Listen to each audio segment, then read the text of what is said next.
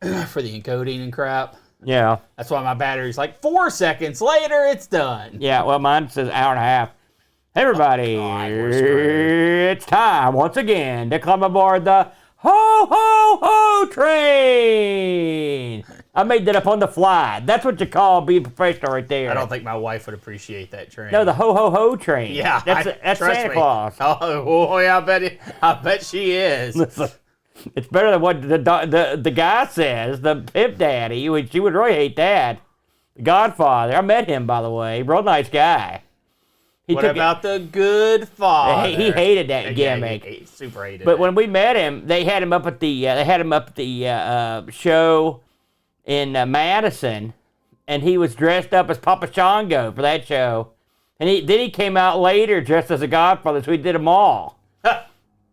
And he came out, and we got a picture with him. He was a huge dude, by the way. He's a monster of a man. You know who he blamed for the good father gimmick? Who? For the entire run?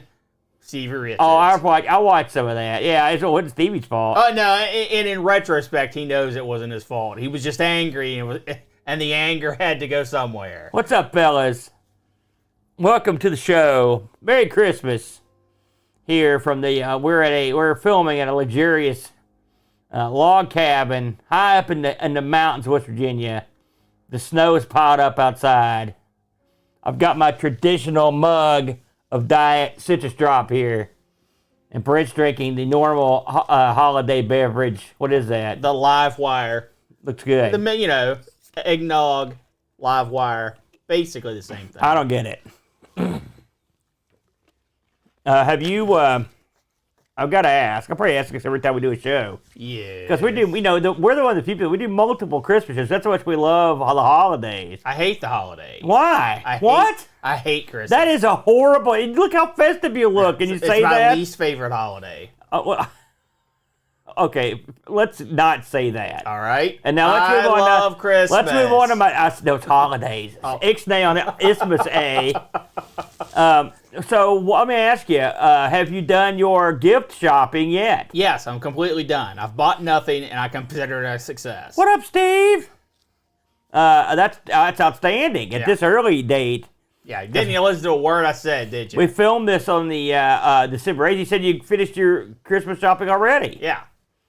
And you're happy with it, you said. Yeah. You kind of missed the middle. What was the middle part? I bought nothing, and I'm done. Oh, so we're not going to get any Christmas gifts this year from you? No. There is no Christmas. John, Boat of Car Schaller. No, that's true. He doesn't listen when the stream's not going. To be fair, Boat, I'm handling the highly scientific controls here. Yeah. And monitoring the chat. And so sometimes if something's going horribly wrong, my attention can be drawn away. 10 times a year, he's got to sit behind the laptop. If you catch me when I'm like out in the open somewhere, I'm like an eagle. Like my eyes are fixed upon you, noting down mentally every little thing you say in the conversation. But when I get behind this thing, I'm splitting. It's like Windows 3, not 3.01. Like this is the old one where it's the multitasking. You might be able to format a disk and look at a picture, but probably not. I will agree. You're quite the bird brain outside of the show. Take off, you. Now, so I've already, it's funny. I'm getting for a lot of my friends, and yourself who's included in this, believe it or not. I had a different holiday idea, and so I'm getting sort of this is sort of a communist Christmas or a socialist Christmas. I'm getting a group of gifts that I'm going to let you guys sort of disperse amongst yourselves. Yeah, that's the laziest thing I've ever heard. No, the laziest thing you ever heard is getting nothing. No. That's the laziest thing. That's making a statement. The statement is, I'm poor. Well, I mean, I'm in there with a chance. The hardest guy to get anything for is the Luke. The Luke told me he's completely happy and wants for nothing. Yeah, that's good. Now, as his father, I'm proud to hear that. But as his gift provider, I'm appalled and fearful. So I'm basically making it up. I did manage to find out. I found one game I talked him into wanting for the Switch. Yeah. That's the best I could do. But he doesn't want anything. you know. So, but I did introduce him to a project, which is sort of talk to you about. I'm not going to disclose that yet, but he's excited about the project, and so that'll be nice. Now, real quick, Yeah. I want to wish my incredibly understanding and loving wife a happy birthday. got a lot of guts to come do a show on your wife's birthday. Hey, you got to do what you got to do. Well, I got you got to sleep on the porch. It's what you got to do. I accept that. It's pretty warm today. You don't have a porch. Yeah, dude. Not like you used to have. No. It's closed. You'd be exposed to the elements on your porch. That's all right. I think I've got one of Christian's mail letters in the house that showed up here. One of Christian's mail letters. Yeah, as opposed to the female letters that I get all the time. Do you ever start talking and you just think, yep, No. this is a train wreck, but I'm just going to keep on going? Now, remember how Boat made that hurtful and offhanded comment about me not paying attention? Yes.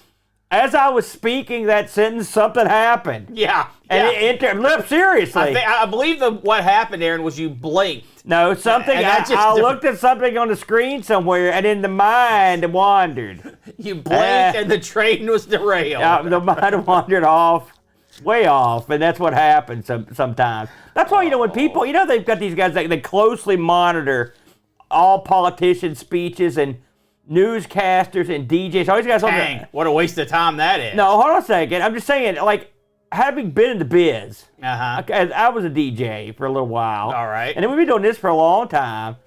And I listen to a lot of radio shows, all right? Okay. When you are on, like, we do a show, we're maybe on the air, well, I mean, with the exception of stuff like Thanksgiving or streams. About an hour. Maybe an hour, maybe 2 hours. Not 2 hours ever. What do you mean? This thing's going to go at over an hour. Okay, and over an hour is not 2 hours. Okay, let's say under 2 hours. All right. I'm getting flustered with you. So let's say, but I mean, my point is, It's all the blinking. you're not on the air that much in a week. Okay, you're on there for like maybe 2 hours max, right? Me, probably 3 times that long. Boat, a couple hours. But I mean, we're not on the air every day for like 8 hours, like somebody like a Rush full-time Limbaugh or streamer. somebody. No, I'm talking about like anybody. Yeah, okay. And so in that amount of time, you just say stuff for so long that inevitably you're going to say the dumbest crap anyone's ever heard. No one singles out the smart crap you might have said, or the intelligently said, the cunning plans you come up with. But when you say something real stupid, that day gets where they get you. That's where you're screwed. Yeah. So if you're a public figure that's exposed to the public a lot, you're pretty much boned. That's why nobody should use like Twitter and stuff. And when you go home, you should stay out of the public side. You don't keep punching the bear. Well, don't poke him. Let him sleep. No, just punch that stupid bear. Nah, God, stupid bear, I'm gonna beat the crap out of How's it going, Tex? Good to see you, man. Anyway, don't punch bears. I think it was the point of my statement. I think that's where I was going. I'm sure there was something to it. Man, it just occurred to me I don't have my notes up. I should get those. I mean, someone here's got to have some. It's not going to be Commander No Computer, I can tell you that. That's you, by the way. You're Commander No Computer. I had to sell it to feed my family. You didn't sell your computer. Don't lie to the people. Nobody needs that crap. Bo, your gifts are, you spend way too much money. And so this year I've decided that you should buy me nothing. And you should buy Brent less than that. Aaron, I will fulfill your wish in full. I was talking to Bo. Oh. You need to buy me something great. You know, I actually was going to buy you something Now, great. see, don't tell me that and then say, well, I didn't do it. And then I didn't do it. See, that's just... All you people are like, oh, you're too hard on that guy. You're too hard on him. You're too mean. I hope you're taking this in. You've been back on the show for a couple weeks, and it didn't take you any time to come up into full jerk mode. Well, I get back into the groove of things quickly. Well, you got that right. You know, I want to introduce everybody. I gotta dig it up here. I stumbled upon. That's not true. That's not true at all. I was gifted the most awesome thing in the history of man.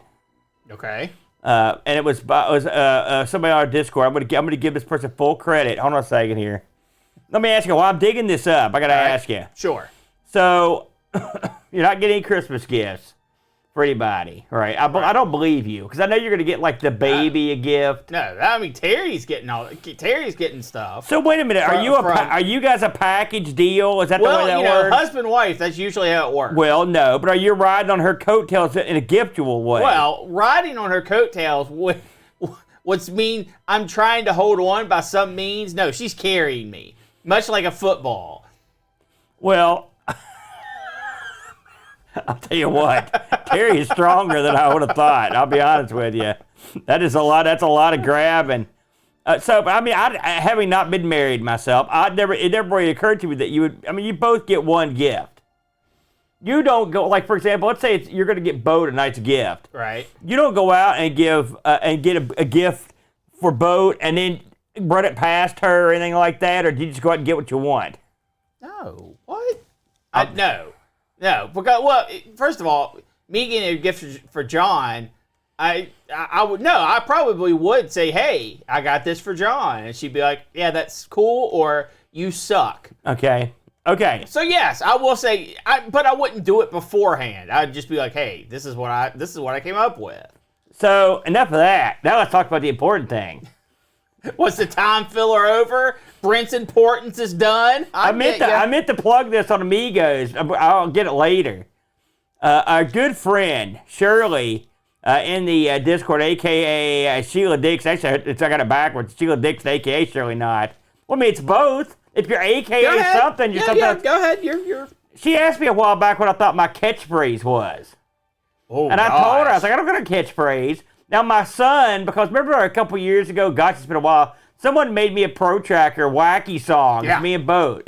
I love that song. Yeah. And the boy sings it and dances around. And that's what he's every day in my house. I know where you're going now. Yeah. So someone said, listen, I've come up with your catchphrase, and I've made a personal web page that anyone can go to, and it's a soundboard of your catchphrases. Okay, I'm going to try to stick this into the chat. I don't know if it'll work or not. I don't think I've ever tried to do this. If you're logged in as yourself, then you should, or as the channel. Oh, that's not the right thing. Ignore that, everybody. Wow. Well, I don't think they can see it, Aaron. You didn't hit. Hey, look, that's the entire message that was written. I'm not good at computers. I don't know if you noticed that or not. Anyway, it's all that blank in your door. So she went through, and I don't know how many hours. She went through I know for a fact she did all of Thanksgiving. So just that in itself was 8 hours. Yep. But that was just the tip of the iceberg. And she went through and made the Amigo Aaron soundboard. Now, I'm sharing this with everybody because I've used this. I got this on my phone.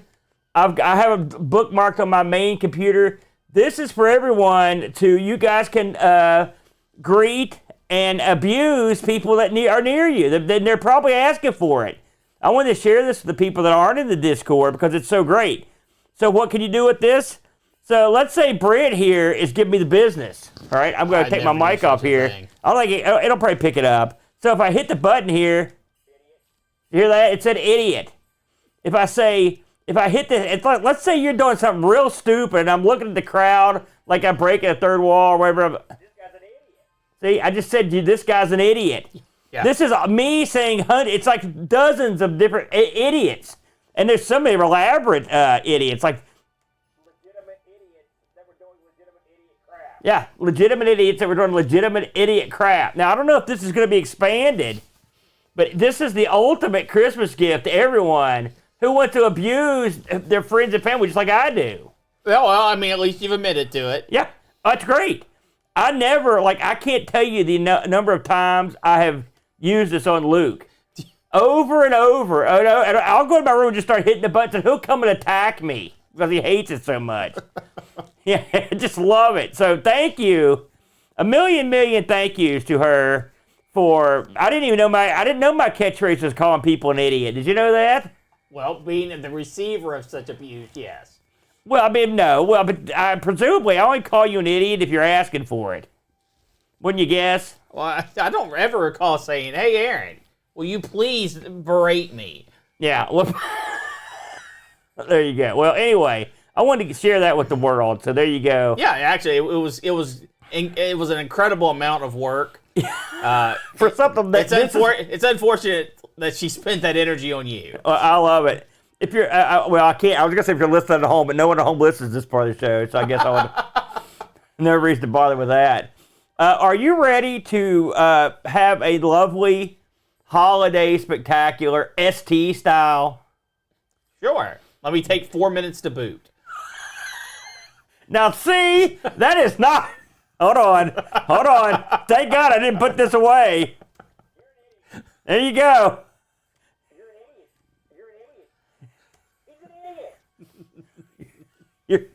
My God, we can't even start the show without you. I love the ST and everyone knows Let me tell you. No, you don't. Yeah, I do. You're just like boat. It's like when you run a show and like there's a prince. Let's say we're doing a show and like nuns and how great nuns are. You know, everybody loves a nun.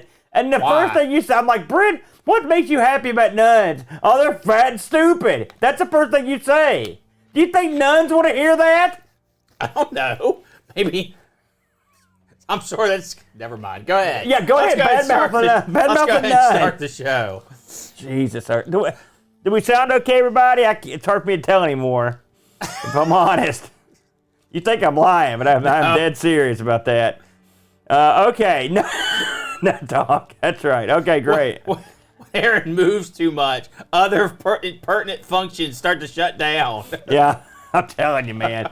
I don't know if you. I know you don't do nothing, but Jack Flack did a podcast on getting old. Uh-huh. This rang true for a lot of suckers. Let's just put it that way. And I was sitting there going like, man, that sucks. What a noise that is. What's that noise? Oh, it's the fridge. We're so stupid. Oh. So we're looking around like, what is that? It's been so long since the fridge is kicked on because this thing is an iceberg. Yeah. Good point. All right, here we go, everybody. Enough of that pre-show. Now here comes the real thing, everybody. Complete with Christmas opening. We present to you the Atari. Put on a play? Just hit the button.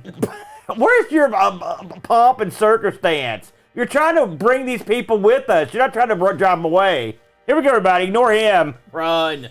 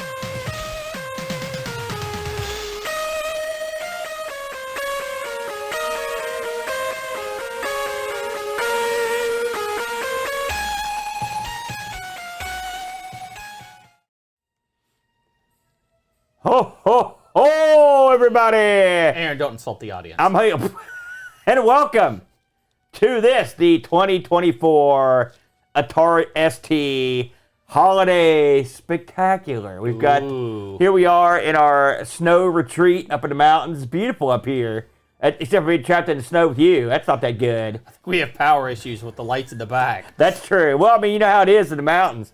We got this lovely table setting here. That's where the gifts go. And in the background is a roaring fire for you people listening on the radio. The fire is struggling. Well, I mean, you're not great at the cutting the wood, if you know what I mean. I don't think that's how fire works. It is. That's what burns, you idiot. So, let's see, there's another one. So, anyway, ignore him. Welcome. I'm your good buddy, your good pal, Amigo Aaron, and this is everyone's favorite Santa. It's the Brent. Hi, everyone. He's as jolly as the day is long. I am pretty jolly. Are you really? Are you looking forward to a fun-filled ST Christmas? Yeah. You are? And how do you celebrate ST Christmas in the Brent house? Well, I mean, we're doing this lovely show. Yeah. and then I'm going to go home and only use words that start with ST for the rest of the evening. Really? Can you say, give me a sentence like that? Stupor. Yeah, well, fair enough. That's what you'll be in, I'm sure, shortly after the show. It's after the drinking. Now, speaking of drinking in the holidays, All right. that really dovetails nicely into the game we're playing this week. A traditional Atari ST Christmas game. We'll get into that in a few minutes. I want to talk about, before we got started, I've been pondering this a lot. Like, what would I like under my Atari ST Christmas tree this year? And it's not going to happen, but it could happen next year.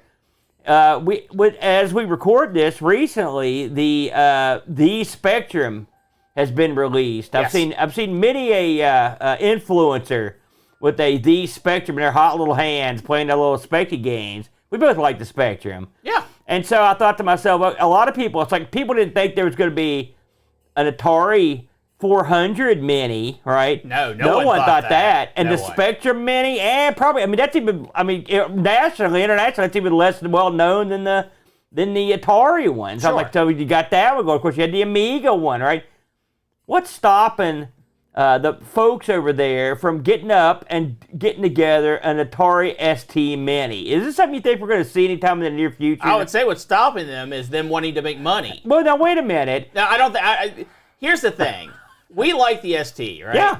A pretty good system, does some stuff really well, does some stuff pretty well, and had an okay lifespan, not a great one, not a huge lifespan. Yeah. But in forms of popularity of Atari products, the ST way low. Way low for general public. You're not selling the people on this. No, here. but it's because I don't think it would succeed. Oh. I think that I don't think that the look is unique enough. Now you could probably gimmick it up to be a decent looking system, right? I think it's very replicatable. But what games you gonna put on it? See, I've got an angle. All right, let's hear I've got two angles. All right. Are you ready? So let's ponder this for a minute. Let's go back to when I know obtuse is one. when the Atari ST was first released, right? Yeah. Right around 1986, that era right Sure. there. Right about the same time as the Amiga 1000. I mean, Right. 85, 86. And the Atari was laying the smackdown on the Yes. Amiga, as you'll recall. Now, because Amiga for was about, way too expensive. for about 3 years, Atari ST was sort of the king dong in the 16 bits in the UK. For about 3 years. Right. And then Amiga took over. So let me ask you, what made Atari succeed in that limited amount of space? What made them succeed? There were two things. It was far cheaper than its competitors. And what's the other thing? It was decent. No. Here's the angle I'm working here. Okay. So it was cheaper, sure, but it also had the MIDI port, right? Remember the MIDI port? So Yeah. here's the angle.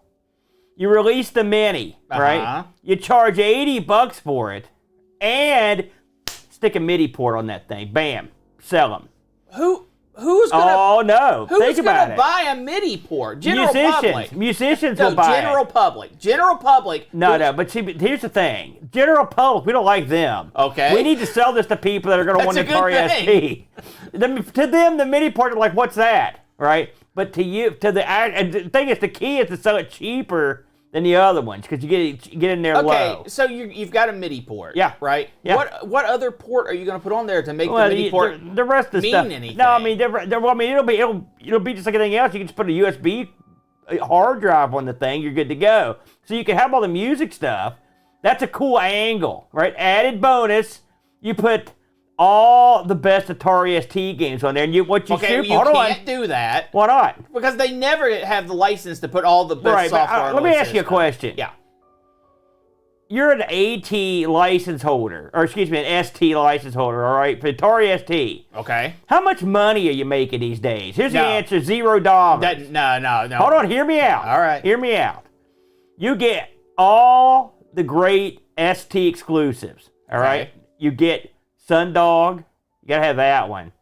You get Crap Man, put that on there. People love the old Crapper, right? You gotta get Dungeon Master, that's not an exclusive. That was like the #1 game on the ST. Then you get a whole schmoz of Atari games, right? Remember you get Roadrunner and Tubin And some of the other ones we played on here, you get those on there. The Gauntlets, got to have those on there. Get them all on there. Put about 50 games on that thing. Uh-huh.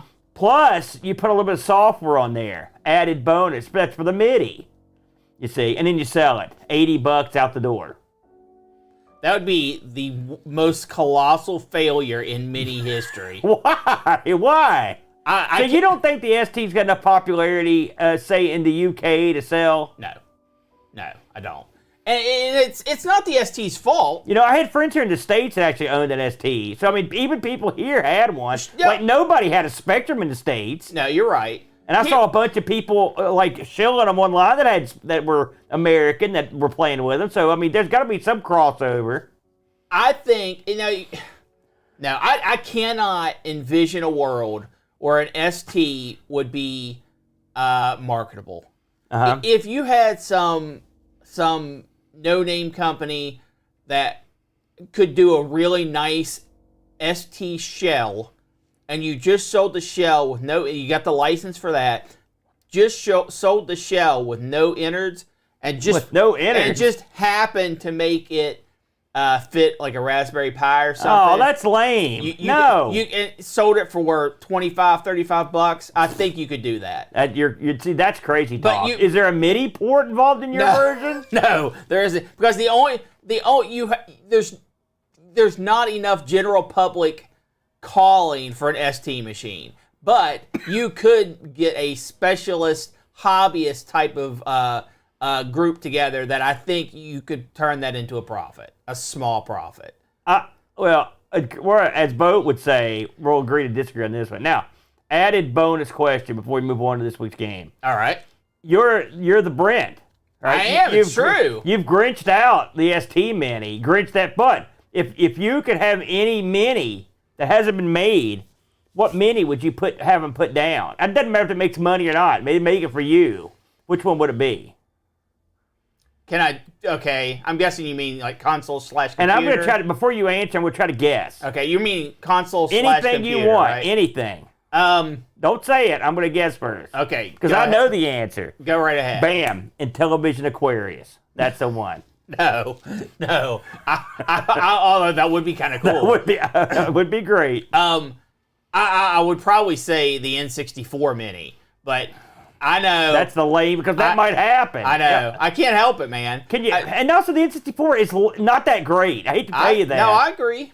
Well, then why do you want it? Because that's the best you got? Yeah. I mean, everything else, I would just emulate everything I need. I mean, you know what my first answer was going to be? When I used to say that, you guys would yell at me, "Oh, emulation, that's not what the minis are about." That's lame. Oh, I mean, the N64 has a nice look, too. What? I think the N64 console... The joysticks suck, though. They're horrible. I mean, they're iconic. They look like things you would use to, like, grapple and climb up a building, like Batman would throw up. You could do that. Listen, there's only one answer. Oh, I guarantee Batman would throw up. There's only one answer to this question. All right. And I'm going to tell you what it is, right? Is it a miniaturized version of a baby Pac-Man? No. God, no. Listen, everybody. What the world needs now to bring us together is a consoleized mini of the MSX2. We would all be laughing. We had more fun with the MSX on Thanksgiving than any man should. But it also made me very angry. Speaking of fun men, at the holiday season, we're not in Europe. Maybe. You may be surprised to hear that we're in West Virginia. Oh, God. In the United States of America. I know. I'm always surprised. I am too. But in Europe, there's a tradition that dates back. It's older than time itself, Brent. Yeah. It's the traditional Atari ST game. And that's the game we've chosen for this week's Atari ST holiday celebration. Let's enjoy its theme song now. Everyone at home, sing along if you know it. I'm sure you do. Here we go.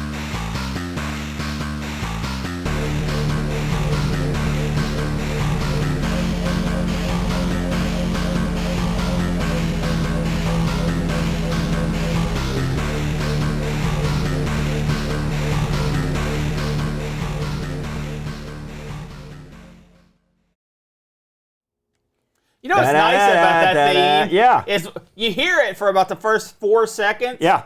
And you're pretty much done. You can let it loop for as long as you want, but you get the point real quick. Yeah, exactly. Because really, in all honesty, Once you hear that once, it's stuck in your head, brother. Well, I don't know about that. Trust me, it's stuck in there. So, as of course you've probably deduced by now, this year's Atari ST Christmas game is Targhan. Targhan, take me away. Brent, I know this isn't a traditional game that we normally played around this time.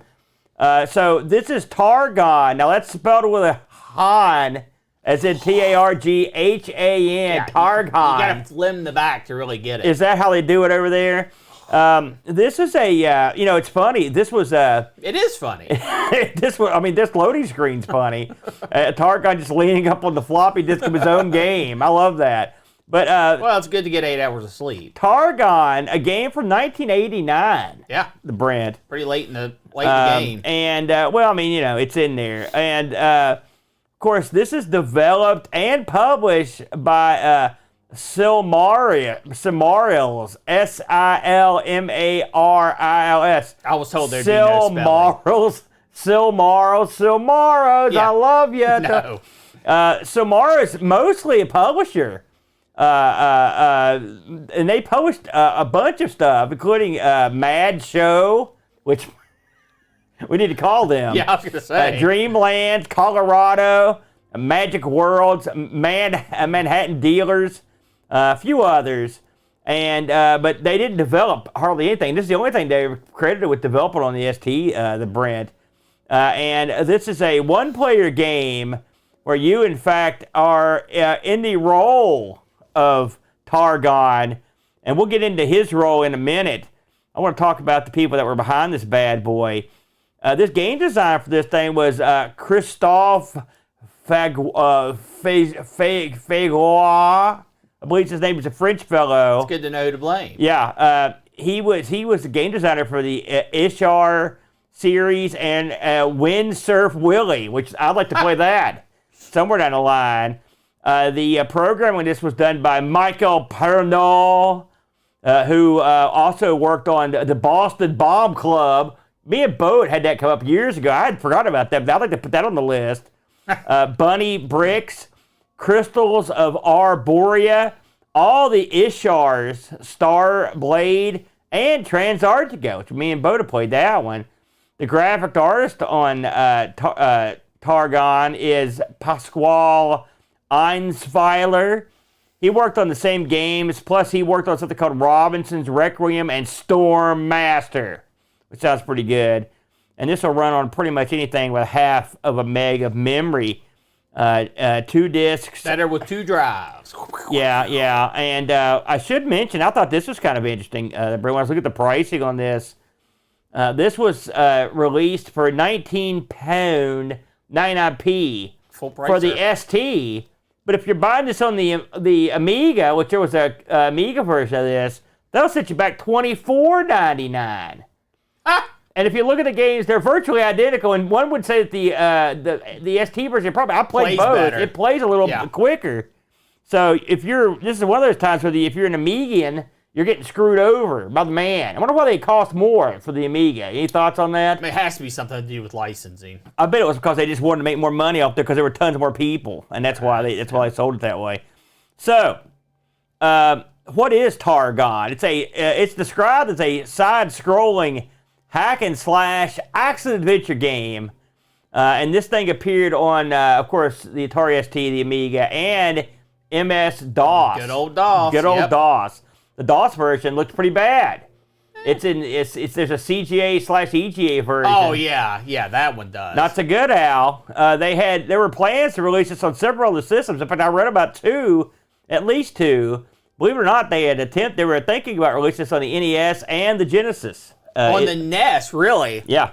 89. Oh yeah. Yeah. Okay. So there you go. I don't think well, we'll get into it. And then this got re-released in '96. Why? Ours is not the question why. Oh, okay. It's a traditional game, even on DOS, because that's where it was re-released as an IBM PC CD-ROM.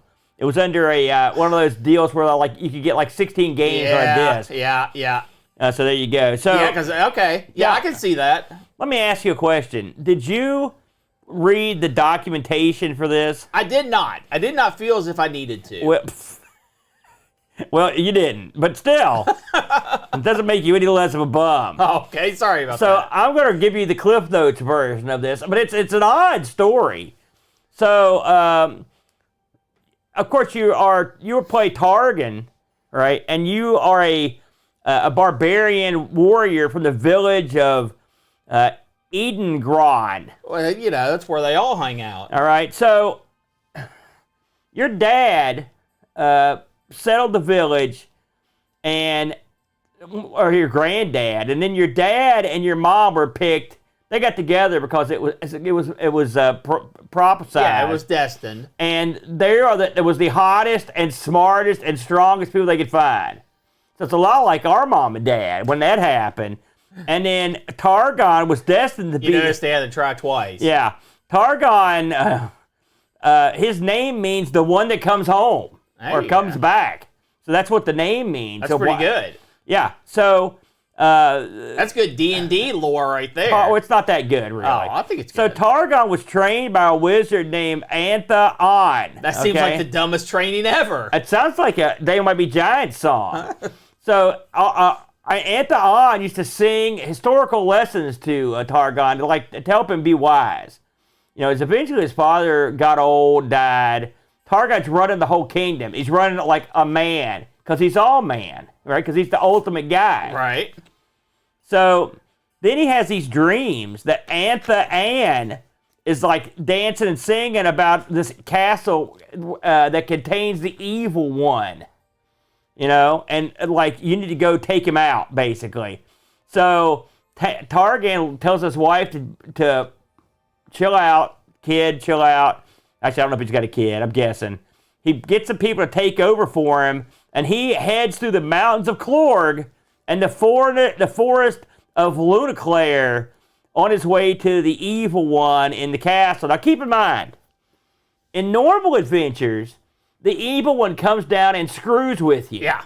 Yeah. So this is one of the first times we've ever played a game where you're the guy that's preemptively striking on the guy. He's just sitting up in his kingdom. And I'm thinking to myself, how evil can he be? You know what I mean? Because there's nothing in the documentation about him subjugating a world or trying to take over or building an army. So as far as we know, I mean, if you just, let's pretend I'm evil for a minute. It's just hard. If I'm sitting up at the camp for like 2 or 3 years, being evil on my own, but not affecting anyone else, do I deserve to be killed? Well, and what's crazy is it's not like he intercepted some plans. Like they're getting ready to take the village down. Right. They're just like, you know what? I had a dream this guy's kind of bad. Let's go kill him. Yeah. Yeah, and so it's an odd plot. So with all that said, you play Targhan and you take off towards the evil one. And that's where the game begins. Now, if you've ever played, I'm just going to throw this out here. If you could name any game you've played that just reminds you of, what would you say it was? Barbarian. That's incorrect. Okay. That also is dumb. Oh. The correct answer is Sword of Sadan, this is often compared to one of my favorites, by the way, as you know. And this has a lot in common with Sword of Sadan, except of course Sword of Sadan gives you the choice for a barbarian or a hot chick. Sword of Sadan doesn't have any climbing or pits. It's all one straight level, so there's a difference from this to that. They both have big, beefy heroes that are big, huge characters on the screen. All the action's big. It's kind of lumbery, so it shares a lot of stuff with Sword of Sadan. And it was unfavorably compared to Sword of Sadan in a couple magazines I read. So you have, of course, your character is basically clad in loincloth or armor. He wears no armor. Armored, underpants and a pair of boots. What do you think about going out in the world just in your underpants? Well, I mean, if you're going out to go kill an evil guy, I guess you gotta just wear the underwear. I'm gonna make a controversial statement here. You never. Yeah, if you walk out of your house in a pair of fur boots, a pair of underpants, gauntlets with a sword, you're the evil one, okay? I'm telling you that right now. Well, notice that the evil one in this is fully dressed. So I was starting to wonder about Targhan. When this thing came up, Brent, your first impressions? It has an incredibly awesome title screen. I really enjoyed the title screen. You did? Yeah, I thought it was really nice. and it had very, very repetitive music. So I thought to myself, I'm in for a 1990s experience. You were right, more or less. And you want me to go over my first few minutes of the game? Yeah, please. Okay. I thought, man, this guy controls really clunky. Because it's not that... I guess that's not completely fair. He controls like he's walking on a grid. When you take a step, you are either going to be moving to the next square or backpedaling to the previous square. He doesn't really feel like you can stop him where you want. You have to fulfill the animation. So I said, man, this is going to be a problem for combat. And I swung my sword a few times, I jumped around a little bit, and I started my adventure. So even though I expected the worst, I was still mighty impressed with the graphics, and I was ready to get into it.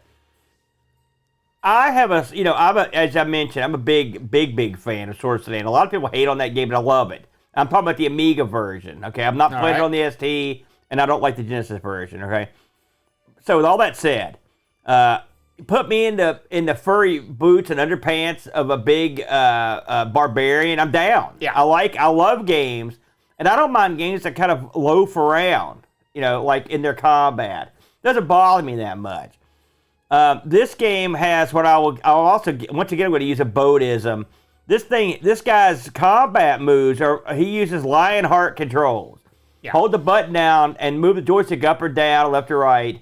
The funny thing is they didn't give him an overhand swing or anything like that. They, one of these. And so when you're getting accosted by like bats, you sort of have to wait till they come down to the ground before you whack them. Right. There's all the strikes are in front of you. He also does an incredibly amusing bit where he does a kick where he also puts the sword over his head. Now this is if you're not from the 80s, this would be foreign to you. But this is the classic, action barbarian pose. Absolutely. From the movies. And although when you see him do it, it's not that good. Especially when you do it 7 or 8 times in a row. I will say, you do repeatedly kick the bad guy in the face, which is funny. It is. I mean, if they stand there, they'll take it. So that part's funny. It's funny. I will say that when you come upon an enemy in this, they are genuinely as slow and as plotting as you are. And so it's a plot off, basically. Well, I mean... there are a few differences. We'll get to combat here in a second. So, graphically, this has I would call it a subdued palette.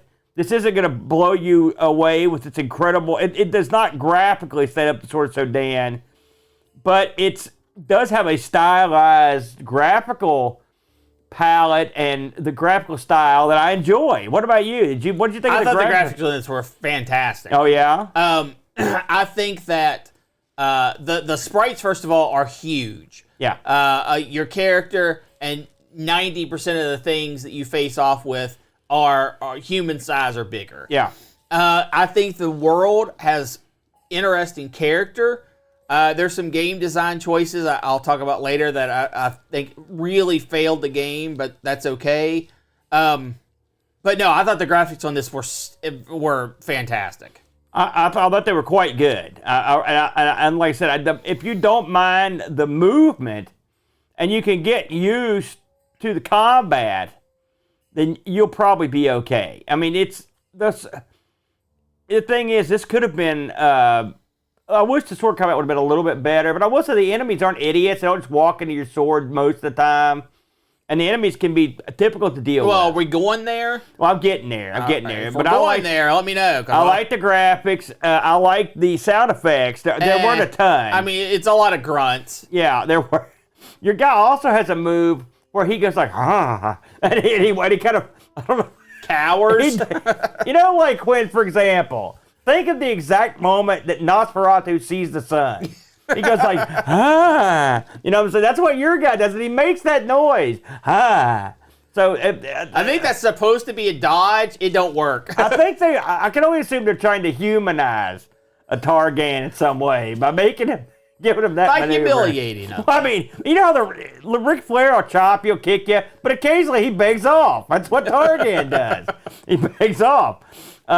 So this game, aside from sword play, there's also some light platforming that you'll be doing. Real light. Well, there are places. Targhan has, if you hit up without using the button, he'll jump straight up, and if you hit diagonal up, he'll do diagonal left, diagonal right up. He'll jump. Yeah. He will. And you need to do that sometimes to get on different platforms and stuff. Yeah. When you start the game, it literally, they don't give you anything. Yeah. You're standing there, and you don't. So I figured out you can actually go left a couple screens, and you can collect stuff. So there are collectibles on the ground. Let's talk about this. All right. You occasionally will come across a collectible on the ground. You got to bend over and pick it up without the button. Now, I played this game for several hours this week, right? And I never mastered the art of picking things up. I had all kinds of trouble picking things up. I did. Did you play with a stick or keyboard? I played with a stick. Okay. I played with the joystick. Did you play the keyboard? Yeah. Well, that might be the thing.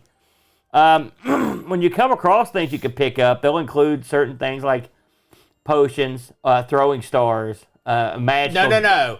Throwing star.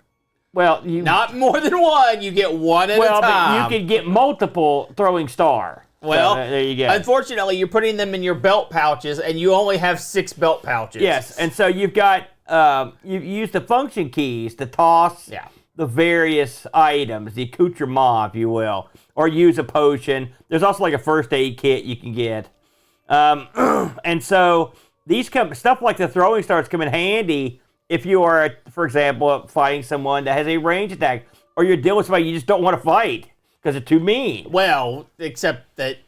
Well, if you have more than a couple. I'll get into that. But again, you have to stop using the joystick, reach over, and hit the function keys. Yeah. To get those to fire. What do you think about the old having to stop using the joystick to hit the function keys gimmick? I'm okay with it. I mean, obviously, I would have preferred a different way of doing it, but it uses all of the button presses and joystick movements for combat, so it's not really an option. Yeah, I mean, this is one game where they take as much of an advantage of the joystick as they can. And really, the game is never fast-paced enough that it's like, oh god, I gotta hit this right now. It's usually like, okay, I'm gonna use an item against this guy. It reminds me of like the way you would use the home version of playing like Spy Hunter. You know, like I want to switch weapons. I almost always have to use a keyboard like on the Coco or on the Amiga. So not too bad. Now, one of the things I found out early on is, right when I first started the game, I just kept going to the right. That was I jumped over all the holes with ropes, fought everything I found. Then eventually I come to a statue of a guy who's holding this thing up in the air, like looking up in the air. Yeah, skyward. It's a religious statue. I was like, what is that? Well, I didn't know what it was. So then I went back, and the next game I played, I went to the left and found the note, and it said, like, these are save points. I'm like, oh. So the next time around, I went over and dug the prep thing, and it saved my game right there. This is handy. If you get killed at any point, you can just hit the L button when it tells you to, and it will load your game back up at the last save point. Yeah. What do you think about that gimmick? Yeah, I mean, this is a game that you're certainly not going to beat your first time through. No. So that's true. I think the save points are the first one's kind of far away if you do things in the right order, but it's not horrible. I agree. There are a variety of critters in this. Everything from bats to squirrels to archers, dwarves, demons. There are multitudes of different actual humans and humanoids, bird people, cat people that you'll fight.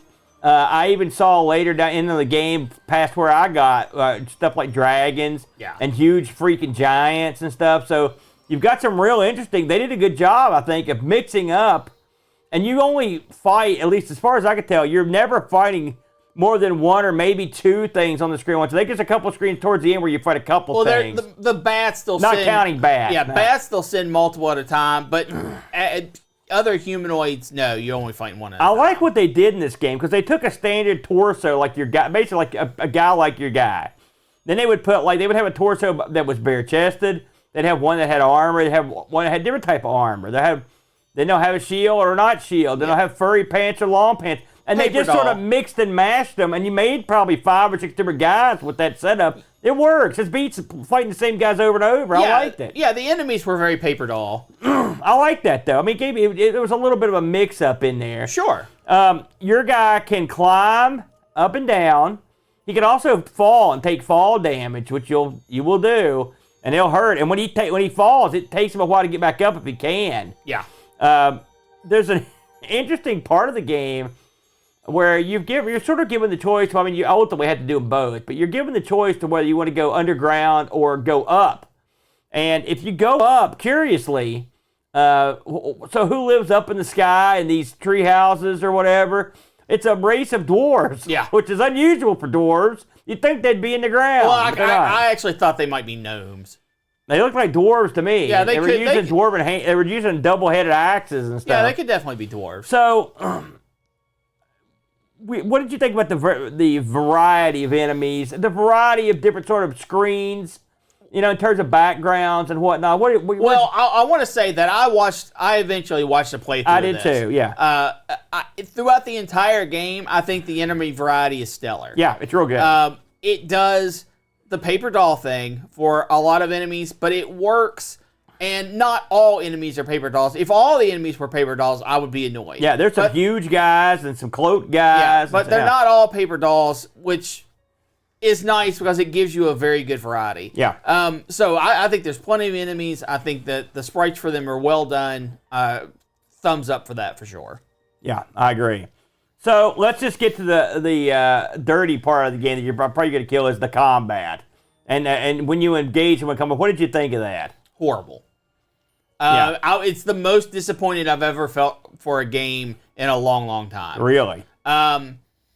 Your combat decisions, even though you have 4 or 5 different strikes, depending on what direction you're holding and while you're pressing the button, the only one that will ever matter to you is the one that will stretch your sword out the longest. All the rest of them are a complete waste of time. I mean, occasionally, maybe you'll have a bat swoop in at an irregular angle, and one of the higher ones or one of the lower strikes will matter. But the bats do so little damage that it doesn't matter. You can run into the bats, and as long as you don't just let them feast on your body by not moving, it's fine, and you'll usually do okay. You like this game, and what's your overall thought?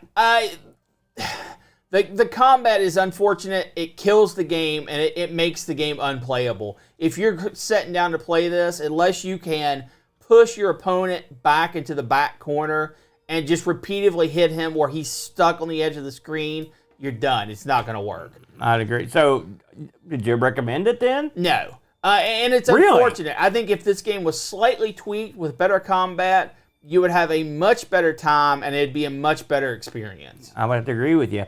I guess the people didn't felt that way as well, because we didn't get any reviews of this one this week, so that happens sometimes. I actually like it. I think it's one you should give a whirl if you're so inclined.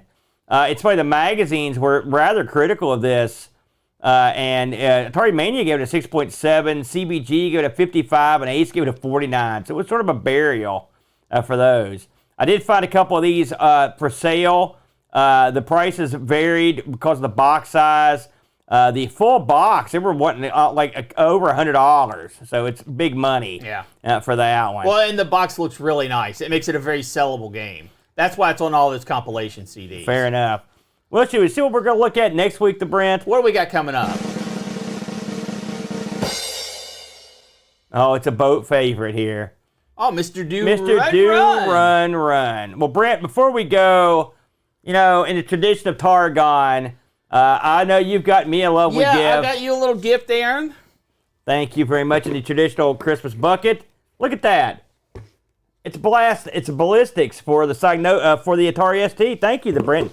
In the interest of the game, I thought this was appropriate.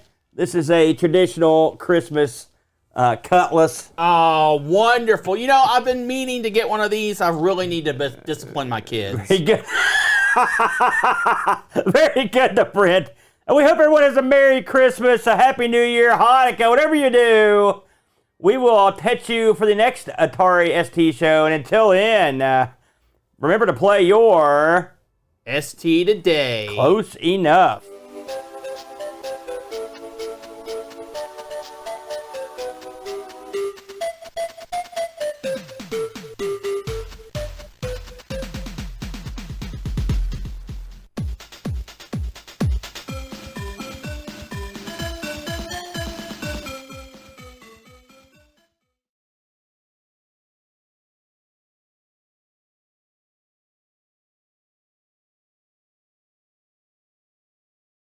Life out of this thing. All righty. We got through another one, Brent. I love it. I love it. We'll be back next week. Brent, I believe next time out it's going to be R. Sinclair. Yes. That'll be a lot of fun. It will be. So we've got to hit the road, Jack, and feed the families. We're going to go ahead and cut her off. Thanks, everybody.